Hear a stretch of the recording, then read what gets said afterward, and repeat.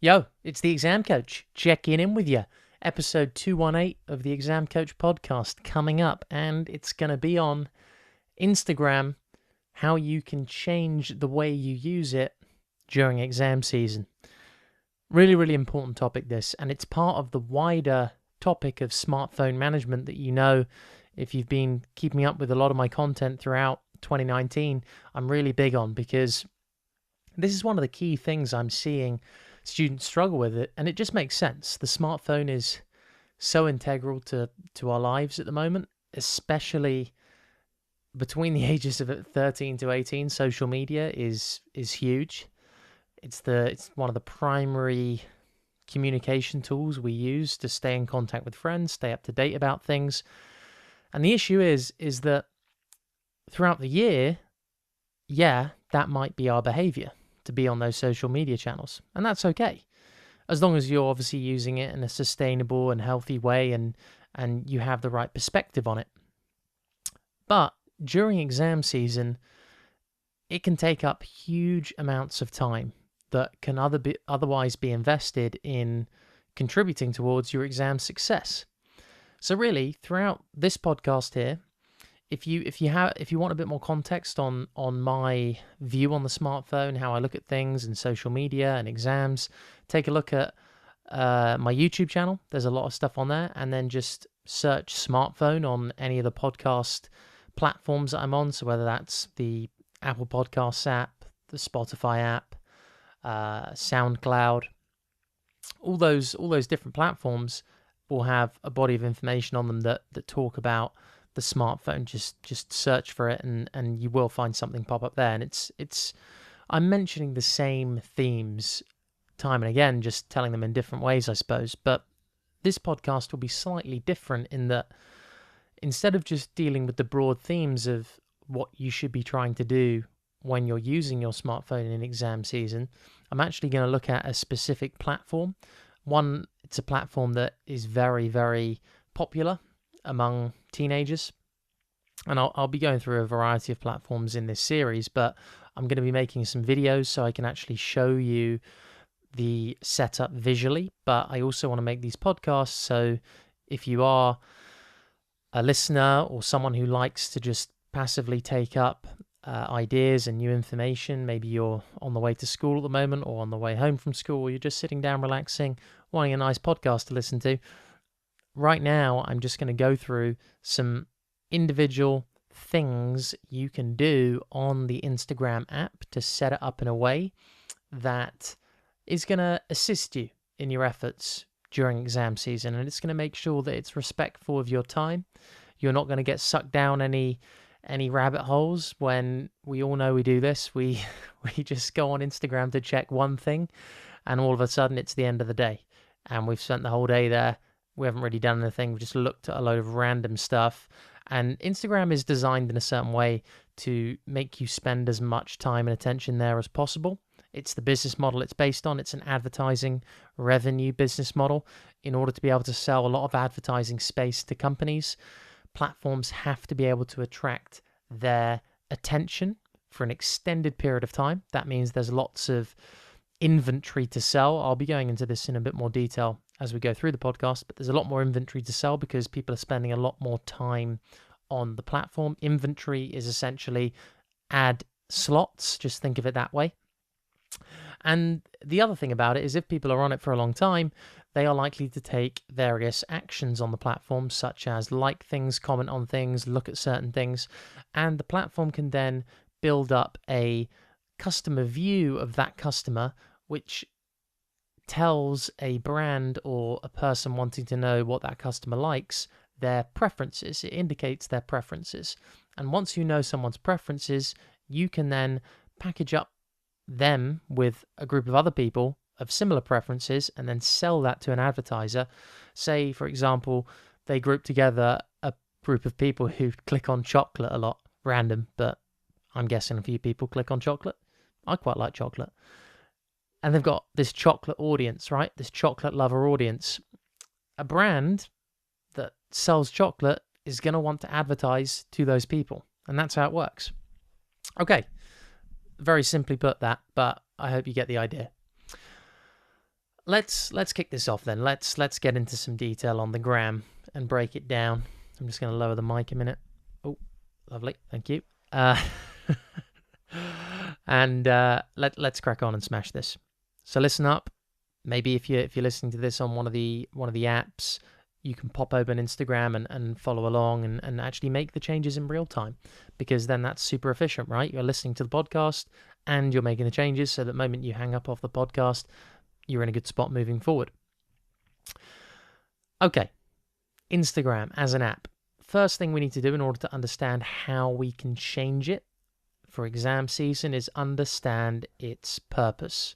So Instagram, first and foremost, was created as a photo sharing app, a social photo sharing app that allowed people on mobile to adjust their photos and make them look slightly better than a normal phone camera would make them look.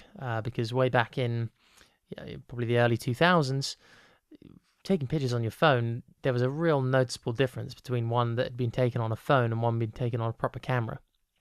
So Kevin Systrom, Mark Krieger, I'm not exactly sure on the pronunciation there, but I know it was those two guys basically came up with the idea for this app, built it, and it was just a social photo sharing app.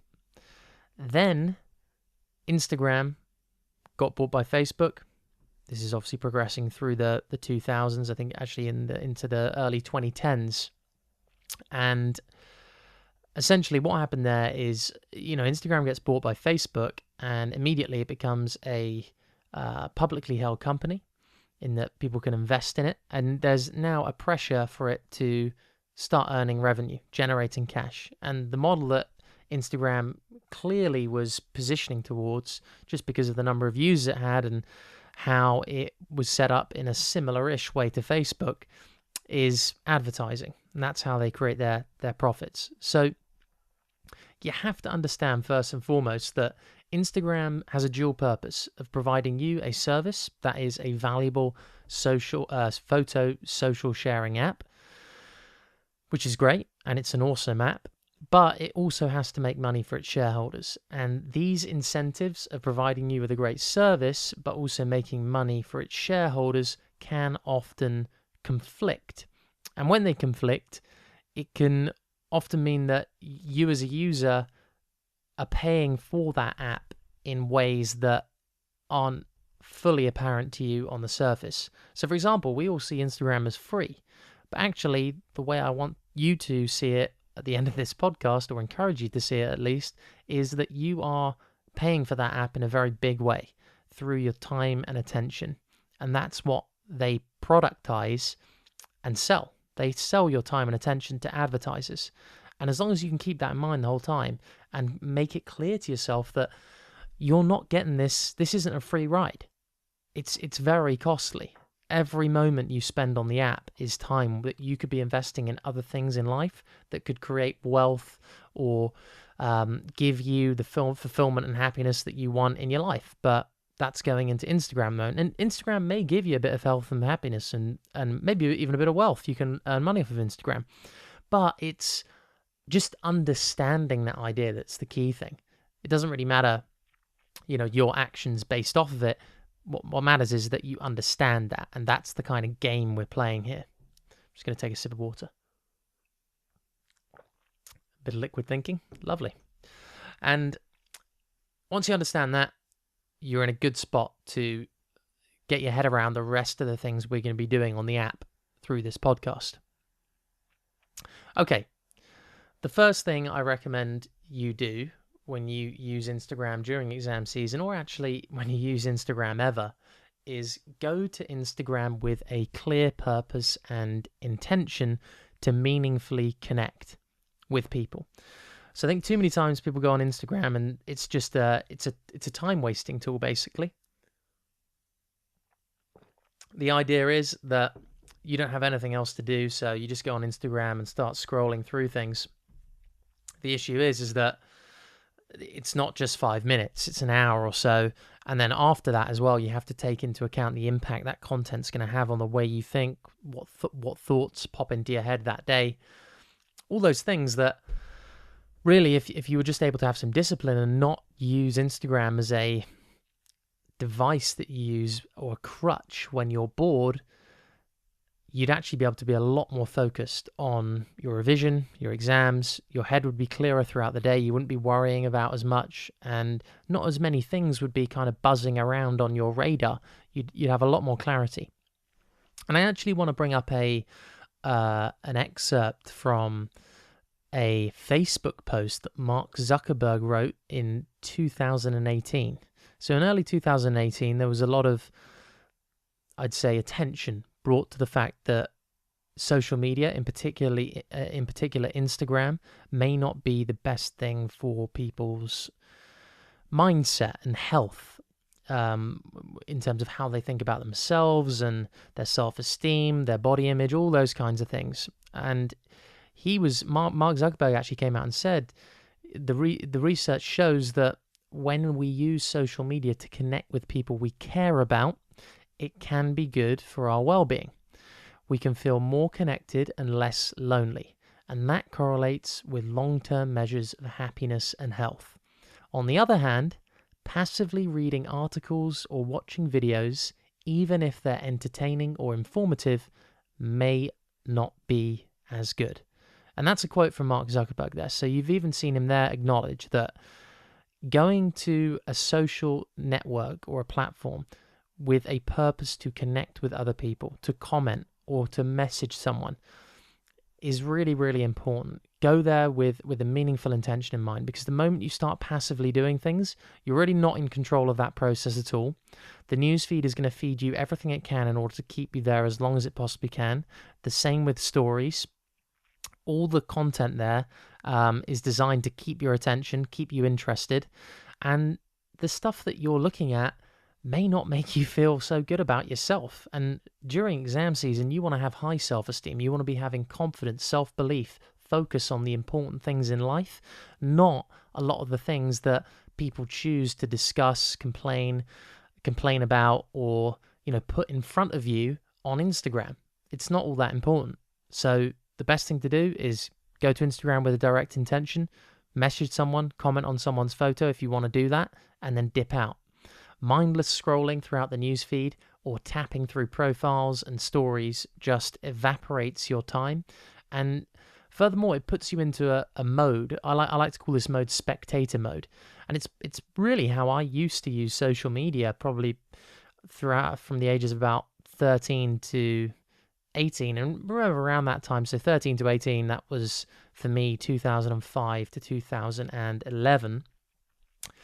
And you look at that age span, Facebook was around, Instagram, obviously 2010 was when it was made, so just basically up and coming. But you look at that there, the social media networks weren't built out or as attention grabbing back then, but we still used them a lot.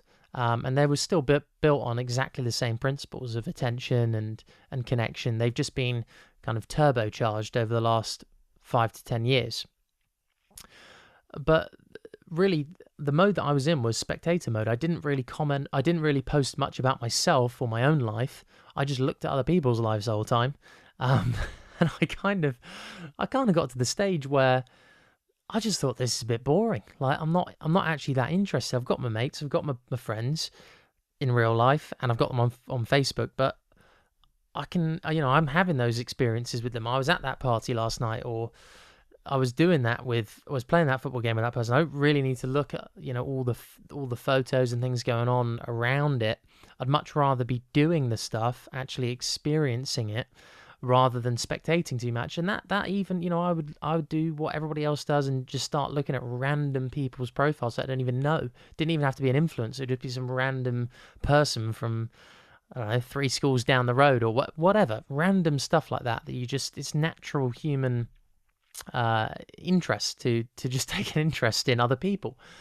But the thing is that I just thought, I made the distinction between, do I just want to be watching everyone else's life, or do I actually want to be impacting my own and impacting the people closest to me to make their lives better in real life, not just trying to paint this image online of, because that doesn't mean anything really. It's all gonna, the moment you pop your clogs and you're 80 and you're gone, nobody's, the only thing that you really have to take with you is your memories, and you won't even have them. And yeah, okay, if you want to paint a big legacy on social media, you can, but you got to decide, does that actually matter to you? Like, what actually matters more to you? The fact that you looked good on social media, or that you actually had a great time in life and you weren't just trying to prove it to everyone, instead you were actually doing it. And I'm not saying that everybody who posts on social media is trying to prove they're having a great life. I'm just saying that's my perception of it. And I thought, well, I don't want to, put all my stuff out there because I just don't really feel the need to. I'd much rather just stay as I usually have and talk to people in real life, have fun in real life. And yeah, if there's a few photos around, that cool, but I'm not going to spend all my time looking at them and reminiscing. I'm just going to look forward and look for the next good thing, kind of thing. So think about that a bit for yourself. But it really helped me with my self-esteem, my motivation, my focus, and my revision momentum. I never really got distracted that much by a lot of the things I saw a lot of people get easily distracted by. And I think it was just because my mentality was maybe a little bit different there. So that's the first thing. If you're going to use Instagram, use it to do something meaningful. Pop into the app, pop out, get it done. Focus on the real life benefits during exam season especially. And yeah, that's the approach. Number one, take note, mental note, physical note, write it down somewhere if you want. And we're into point two. Curate your feed. So there's the news feed, there's the stories feed, there's the IGTV feed. All you've got to make sure you're doing is on those feeds, make sure that what is coming up is actually stuff you want to see. So curate it a bit. If there's stuff that you don't want to see, use the tools on Instagram so you no longer see it. You can, in the top right of every post, there's various actions you can take. In fact, I'm just gonna pop it up now so I can actually take you through them, and then you can do the same if you want. But in the top right, if you hit those three little dots, you can select mute on a post. You can report it. You can unfollow it. I don't think I've ever reported anyone for posting anything, but muting is definitely an option. If you don't want to see any more of that content, just mute it. If it's very regular, always at the top of your feed and not adding any value to your exams, your focus and your positivity, just mute it or unfollow it. And this way you can, and if you want to see more of it, you can turn on post notifications. That's another thing I'm seeing right now. So use those options, curate your feed. Don't just, be in zombie mode where you take any kind of crap that comes through your feed. Be strict about it. You're a top performer. You want to be the best. So make sure you're consuming the best media and content that's going to put you in a great mindset, give you a lot of focus, give you a lot of positivity and inspiration, and be respectful of your own time. So you don't want to be seeing content that causes you to actually spend a load of time in Instagram and waste a whole load of time that you could be spending on your exams.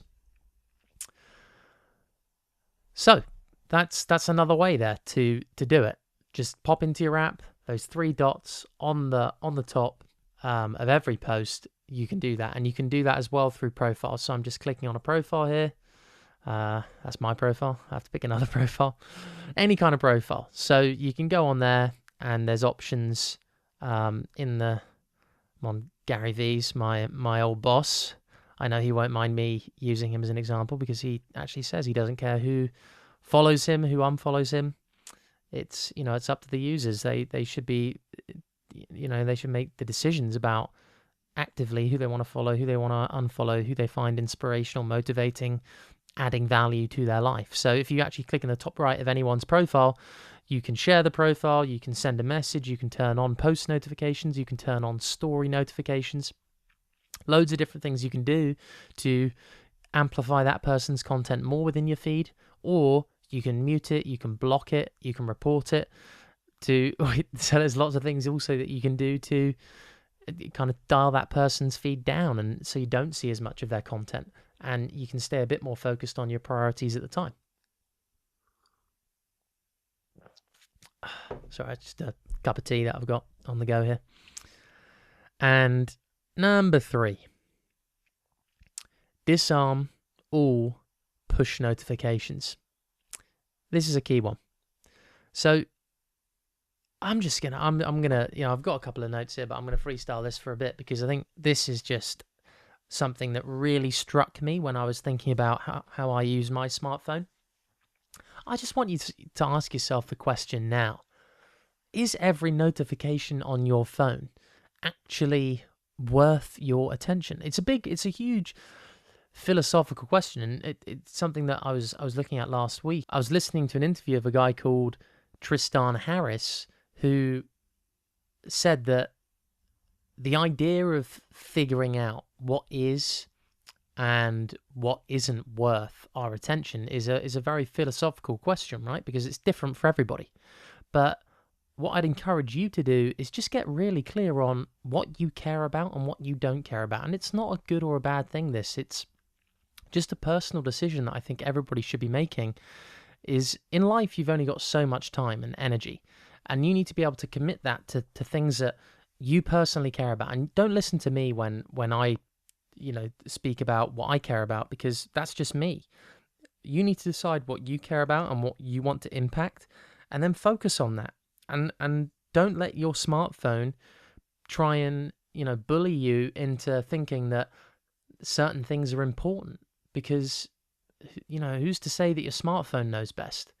You know best. So figure out what you care about, and if there's an app that's notifying you about random things that just doesn't matter, turn off those notifications. There's so many things that on Facebook the other day, I was just getting random notifications, and this, I've got everything turned off, but I was just getting it in mute mode. It was just coming through.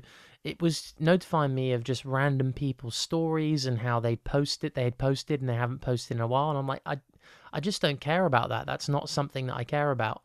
And having that objective and rational viewpoint, or critical thinking, really is what it is.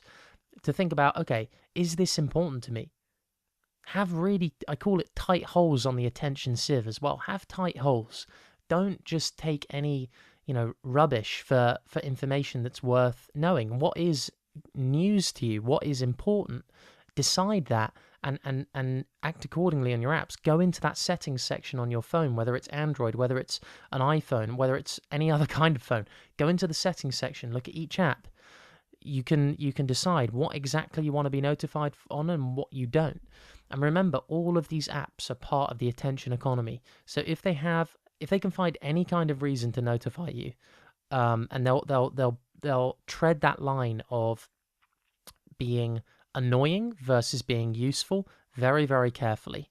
But they would rather notify you about something and not have you visit the app than not notify you at all, because they trade on attention. They need you using the app. They need you spending time there. That's how they make their money. So remember that. They're going to try and to notify you about anything, and it's up to you to be a discerning smartphone user and mute those notifications if you don't need them.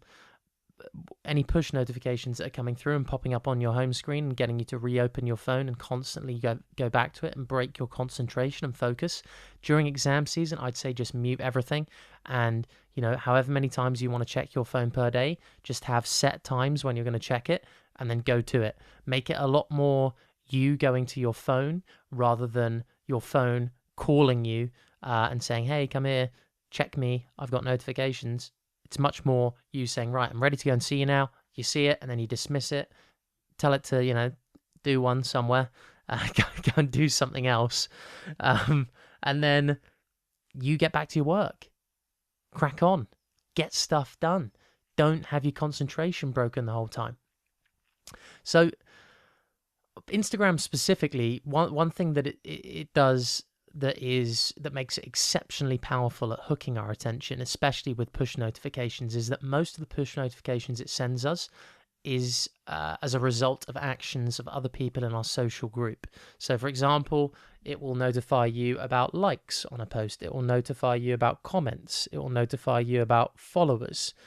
All those things which are naturally very, very appealing to the way that we are set up psychologically as human beings. So it all goes back to the idea that we evolved in small tribes of people, when we didn't have the civilization as we know it now. We were small tribes of people. We needed the approval and acceptance of the rest of the tribe in order to survive, because it was tough, right? There wasn't, you don't go down to the supermarket and just pick up some brain fuel and liquid thinking. That's not how it worked. You had to go out there, hunt as a tribe, gather as a tribe, defend yourselves as a tribe. You needed the team. You needed the squad. And now, yeah, you do need other people, but it's not to the same extent at all. And I imagine our evolution, if we look at it, if we detach ourselves from where we are at the moment, I imagine our evolution in that regard is slowing down a bit, because it's not as essential to be accepted by the tribe. In fact, arguably, we don't even live in tribes anymore. We live in societies, which I imagine are a bit bigger. But anyway, that's a whole different subject. The key thing is that you need to understand that the way our brains have evolved, this type of notification on Instagram appeals to it, and as well as the unpredictability of the notifications, the fact that they come sporadically, the fact that we don't actually know what the notification is going to notify us about. It can change each time, and that creates a certain element of excitement and joy. So dopamine floods the body when we open up these notifications, and it's something that is seen as socially beneficial to us, and that's just how the platforms have been set up, and it's the little psychological loophole that they can exploit, in the same way as a slot machine on a Las Vegas gambling floor is full of bright lights, and you don't know when you're going to hit the jackpot. There's a lot of near misses or maybes, and then suddenly you get a little win, and then maybe 20, 30, 40 unpredictable amounts later, you're going to get another win. It's the same principle applied here, but just to a social network. And one way of telling if this social network pull or push notification pull is already conditioning you to a certain extent is if your eyes and your head are becoming rapidly drawn to your smartphone when you hear any kind of notification on it, any ping or ding, boom, your head whips round and your hand's on the phone immediately and you're open. Or if you see any flash or light pop up on the screen, your eyes immediately whiz to it or lock onto the screen, and that's a very clear sign that you are conditioned. And I know this because I do it. Whenever I hear a ping, a ding, a bit of light pop up on my screen, my eyes immediately flash to the phone.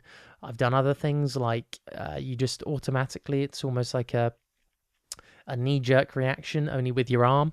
The arm jerk reaction, where you just pick up your phone and you open it. Your thumb presses against, or the finger presses against the touch screen to open, and you open it and you're in. You don't even have any notifications. You're just using it. You're going to your favorite apps. You're in zombie mode, autopilot, and you've been conditioned to just constantly check your phone. Have you got any of these little dopamine hits waiting for you? These social approval notifications, and you feel stressed when you don't do this. Cortisol building up in your body, and then dopamine, that pleasure hormone, being released and cortisol is the stress hormone or anxiety hormone, and that's the feeling when maybe you haven't checked your phone in a while. You don't know if there's anything there for you that you might have missed. Maybe a bit of FOMO on social media, on Instagram. You're missing out on some of the banter, some of the chat, and this is how this is working. It's hormones. It's chemicals in the body that are actually, it's chemicals, I think, not hormones. But the exact science there, I'm not exactly precise about, but the essential argument is there. It's a chemical reaction in your body happening, caused by tech. And if you can understand that, and understand that this device is causing things to happen that you don't necessarily see or can possibly be conscious of the whole time, it's a huge step, because then you can get into the mode of, okay, I know these things are happening inside my body because I've been, the way I've evolved, and the fact that this tech is exploiting a loophole in my psychology, or a bias in my psychology.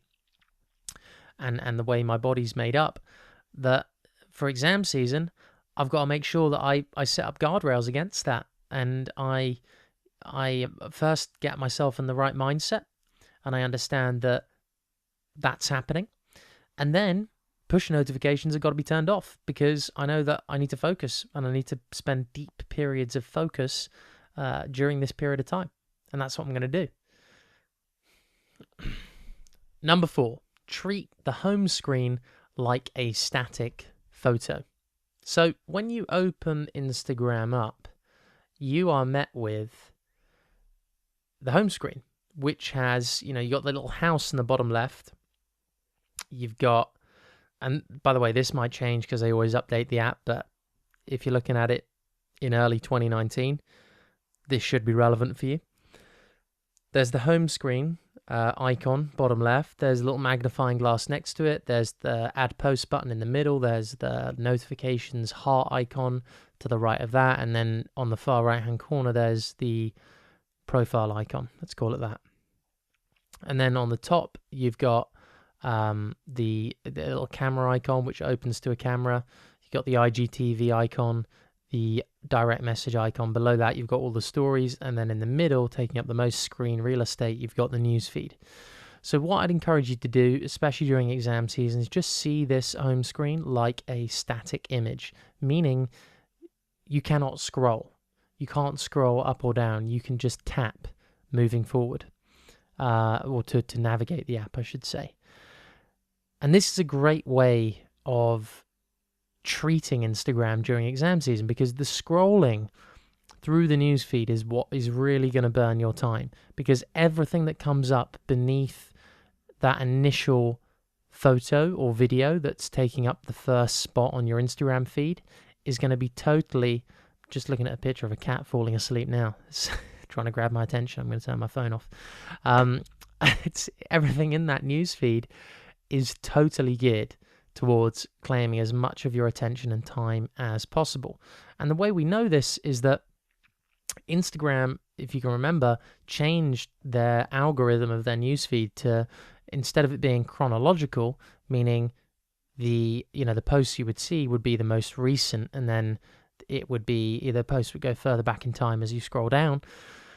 Now it's done on the algorithm, whatever that is, which essentially, if you think about how that actually feeds into their business model, they're going to feed you stuff that you're going to spend the most time and attention on, because then that feeds into their business objective to make you spend as much time on the app as possible, so that they can create as many slots or opportunities to advertise to you for their advertisers. They can also collect as much data as possible on you based on what you click on, your preferences and things like that.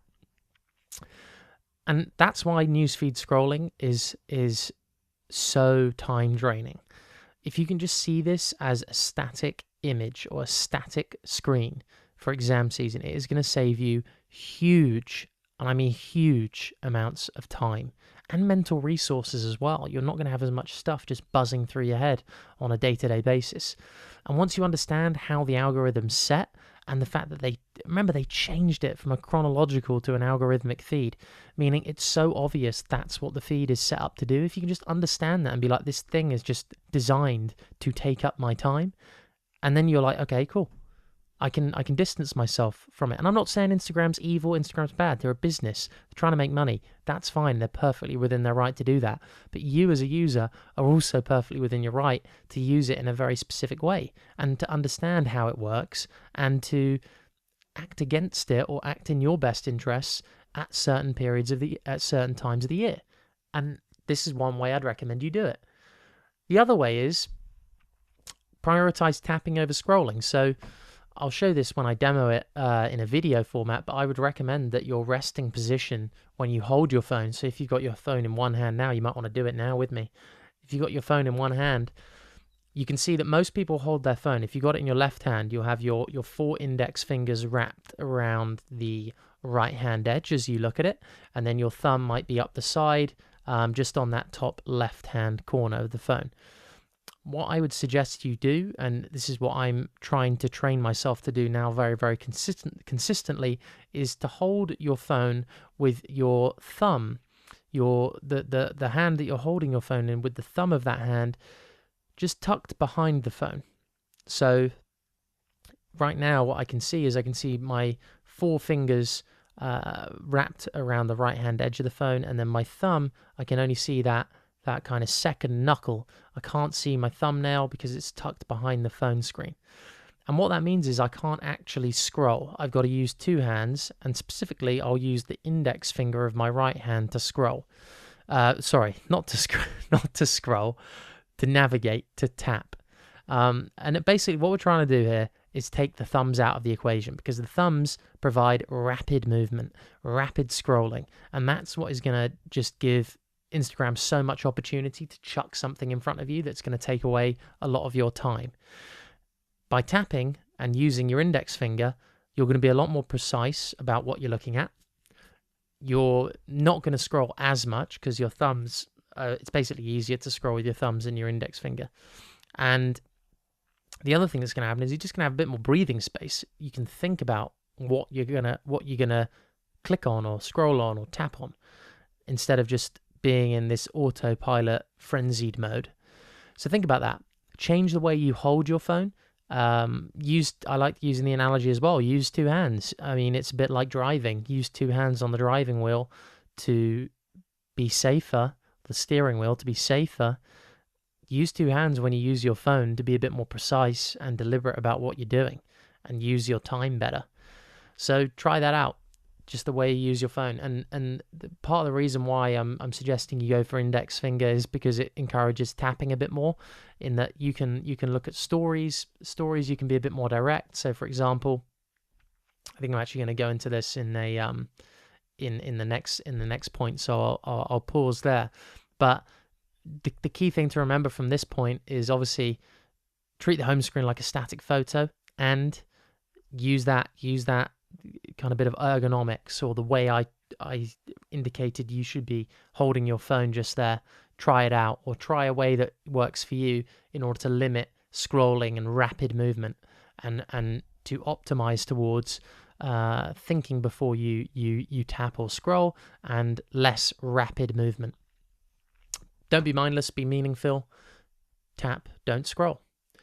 Number 5, navigate your stories efficiently. Okay, so the stories that come up at the top of the screen. I like the stories because I think they encourage more precision and more deliberate usage. So for example, when you're scrolling through stories, I'm just scrolling horizontally through them now, you might want to do the same. You can be very deliberate about which story you actually select. So you can tap into one, and you don't have to, look at all the other stories. You can just tap in, look at the story, and then if you swipe down, the story kind of zooms away and you're back on the home screen. So in that way, you can actually pick specific stories you want to look at. This is something that you can't do on the newsfeed, because the newsfeed auto loads and you've got to see everything that comes up in it. You can't go direct to something without seeing something else that is before it in the feed. So that's one advantage of using stories over the newsfeed to start with. The other thing is you can navigate stories pretty efficiently by just, instead of tapping just like crazy like most people do to get through the stories, you can use swipe actions to navigate them faster. So if you don't want to look at a story, you can just swipe right and you will go to the next one. You can also swipe left to go back, and swiping down pops out the feed. So there's 3 actions there that you can use to save yourself time and be a bit more precise with how you navigate stories. And stories is going to get more and more and more popular. You look at the stats at the moment. 500 million accounts use Instagram stories every day. That's a figure by Embed Social. Some of their analytics team have done some work there, and that's what that's the number they've come up with. I think that's actually Instagram released that figure. It's clear that the stories format is a winner. That's why they copied it from Snapchat as well. The engagement rates, the usage rate is very high. It also allows us to post a different type of content, in that Instagram's very kind of high production, curated, on the newsfeed and on the profile, whereas on the stories it can be a bit more chilled out, a bit more ephemeral, relaxed, day-to-day, behind-the-scenes kind of vibe.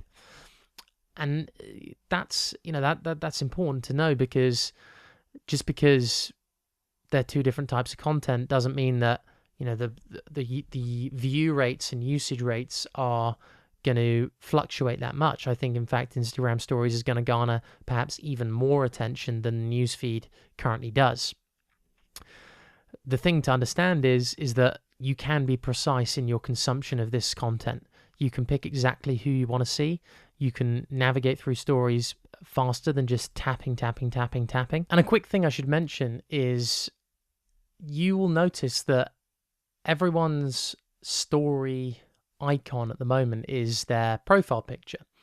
But I predict that these profile icons are going to change, and they're going to change to the content that is actually in the story. So it'll either become the most recent story post, or it'll become the most viewed or most attention grabbing post within that story that is shown on the thumbnail. And the reason for that is it will make people click into the stories more. It will garner more attention for Instagram and more opportunity for them to keep you on their platform longer. The other thing is they're quite small at the moment. So looking at it now, I'd say the stories icons probably take up about 1/10 of the screen real estate if you look at it as like a horizontal panel. But I reckon they will get a lot bigger. And again, they'll have more attention grabbing thumbnails that are less predictable than the profile images that are up currently. And that will just become another challenge that you'll need to face off and figure out how you're going to be able to get the most value out of that new change to the app, in order to make sure that you're focusing on your priorities and getting the most true value out of the app instead of wasting a load of time on it. Cool. So through deliberate use of Instagram Stories, you're going to be amazed by how quickly your Instagram can turn into a place that inspires you, that helps you improve yourself, and also helps you connect with other people you care about.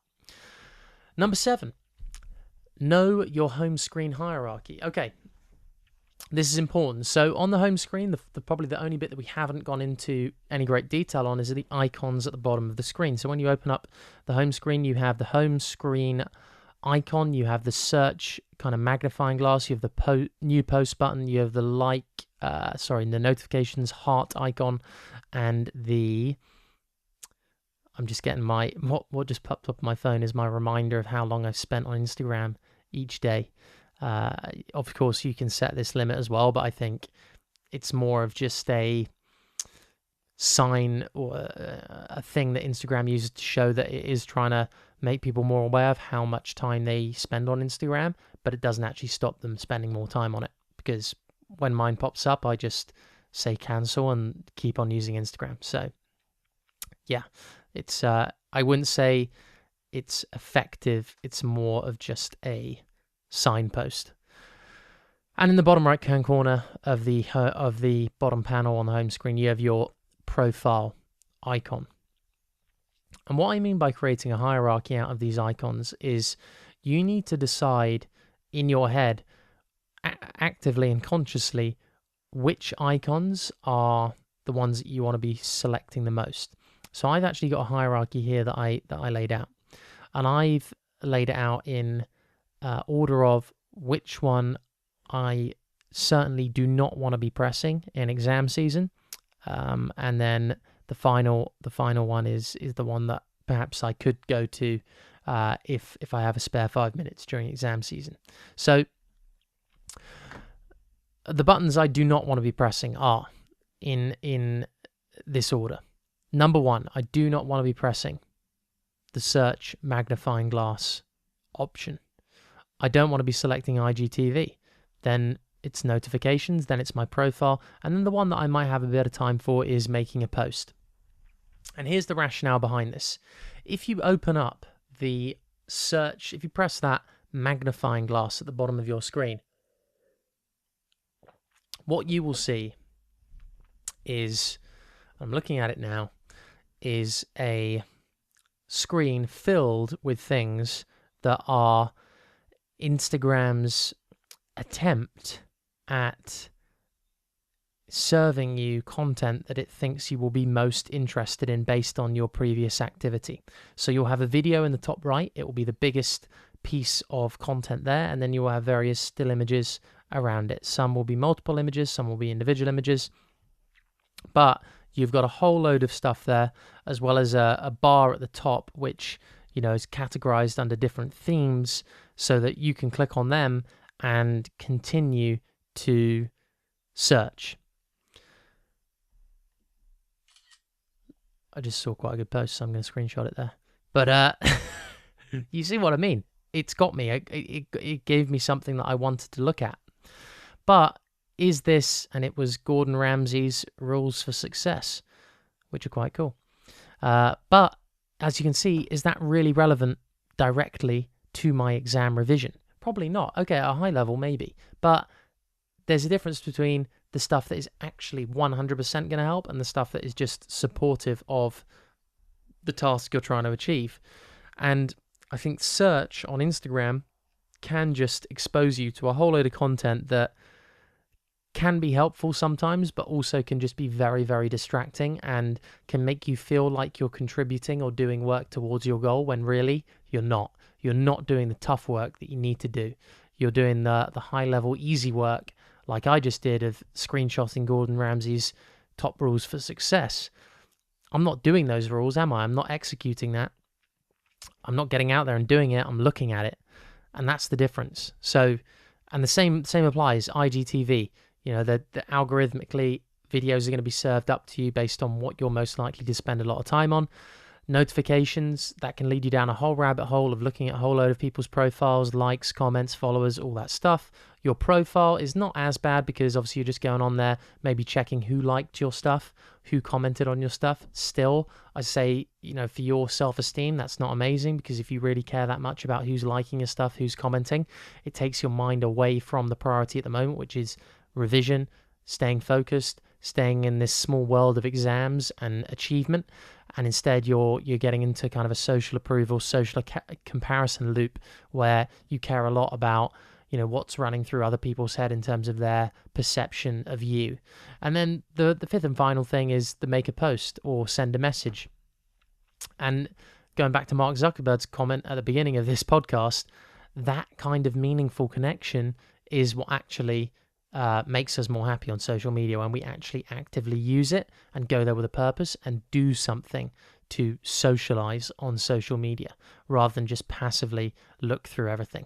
And I suppose search is the definition of passively looking through things. You're just looking through a whole load of content that you might like, looking at that buffet, waiting for it to serve you up something that you can then spend a load of time on. And, you know, people, there are absolute operators in terms of the content they put out in that search area. They will be using, you know, content creators will be using clickbaity headlines. They will be using things to spike your emotions, to attract your attention, all the classic media and journalistic tactics to get someone involved or emotionally tied into their content. And you just need to be aware of that's happening and guard against it.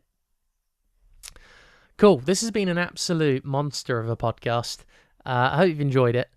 But I want to end on one final thing, which is I'm always going to be a fan of trying to look for the positive uses of social media. And I do genuinely think a lot of people bash it and say it's bad, it's negative, it allows like bad ideas to spread or people to have unhealthy perspectives about themselves. I think all those things are true, but I also think there's an incredible amount of good that can come, and there's a reason why they spread so quick. Social media networks is because they provide us a great service of being able to share ideas, being able to connect with people all over the world, which is an amazing opportunity that not many people, in fact, hardly any people across time have had at the scale that we have it now.